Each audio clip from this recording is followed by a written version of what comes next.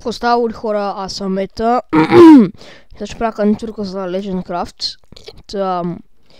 В клипа чух, че трябва 4 постройки. Нека започнем от първата тогава. Това е първата постройщица. Нещо като малко хомче. Тук има лампички, килимче, малко така да не се виждат, ама то поне, че много съм ги прикрила майкарай. Това е отвътре.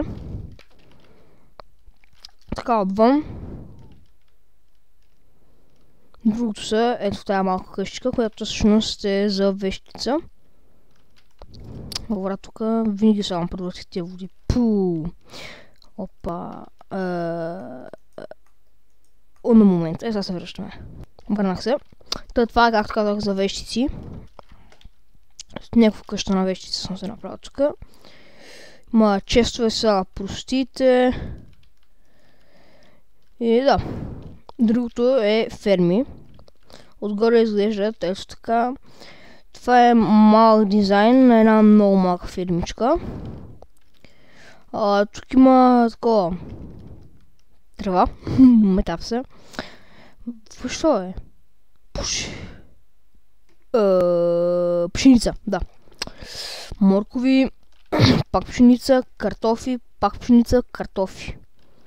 И от фонтана той минава под тях. Ето тук отдолу и такова. Напоява ли какво там се прави. Тъй цяло на мен тази ферма са ме кефи. Заради водопачето измислил го добре с това отдолу. Ще покажа пак таванчето. Не е кой знае какво. Другото е ето тази голяма къща, която е за повече хора. Отдолу изглежда така. Тук има стълби.